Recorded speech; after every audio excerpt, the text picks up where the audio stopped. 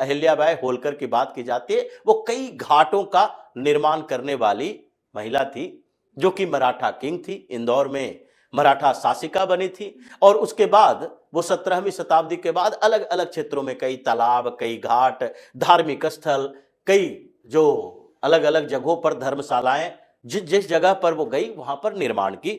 उनके उन यादों को भी रखा जाना चाहिए और सरकार को उस कमेटी के साथ ये जो आर्कियोलॉजिकल सर्वे ऑफ इंडिया, उसकी टीम को भी साथ में जोड़ना चाहिए, क्योंकि पुरातत्ववेताओं के खिलाफ ये उनके सहमति के बिना आप ये तय नहीं कर सकते। उनके इन्वेस्टिगेशन के बिना ये सरकारी पदाधिकारी नहीं देख सकते कि अगर कोई मूर्ति मिली है तो उसकी प्राचीनता क्या हो सकती है, उसे संरक्षित रखना भी जरूरी है। उसको लेकर विपक्ष ये भी कह रहा है कि ये तो कानून का राज दिखाने की एक सोची समझी साजिश है, हम आवाज भी ना उठाए क्या?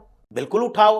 आवाज उठाना एक स्वच्छ विपक्ष और सत्ता पक्ष की अपने अवधारणा होती है और लोकतंत्र में आवाज उठाना भी चाहिए, लेकिन आवाज उठाने के नाम पर फर्जीवाड़ा परोसना कानूनी शिकंजे में फंसने की तरह ही होता है। अगर आप आवाज उठा रहे हो तो वहां पर आवाज उठाओ, बात करो, सच्चाई बात करो, सच्ची बात करो। आप ये ना दिखाओ कि आपके वहां के विकास से चिढ़ इतनी हो गई है, इसके कारण आप हो जो हंगामा क्रिएट करने के लिए एक फर्जी वीडियो बनाओगे। क्योंकि मणिकर्णिका घाट की बात है, जो बदलाव आगे दिखने वाला है वो केवल बनारस की राजनीति के लिए नहीं है, बल्कि पूरे उत्तर प्रदेश और पूर्वांचल में बिहार के लोगों के लिए भी है।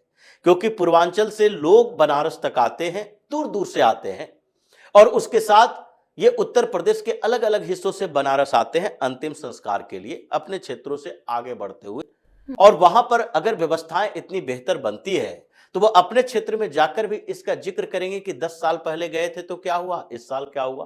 तो इसलिए चिढ़ इन लोगों को विकास के नाम पर है और तभी समस्या ऐसी हुई। योगी आदित्यनाथ के खिलाफ प्रोपेगेंडा और फर्जीवाड़ा फैलाया गया, तो अब तो मुख्यमंत्री ने खुद ही बात ली है कि इनके खिलाफ एफआईआर हो, और हो गया, इनके खिलाफ कार्रवाई हो। वो उस वीडियो के फॉरेंसिक जांच के बाद आई रिपोर्ट के आधार पर होगा।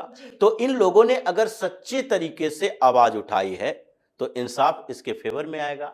अगर इन लोगों का इंटेंशन गलत है तो फॉरेंसिक जांच की रिपोर्ट के आधार पर इसके खिलाफ कार्रवाई होगी, और उसके बाद तो ये नहीं बच पाएंगे, ये नहीं कह पाएंगे कि हमने सच के लिए आवाज उठाई और उसकी सजा हमें मिल रही है।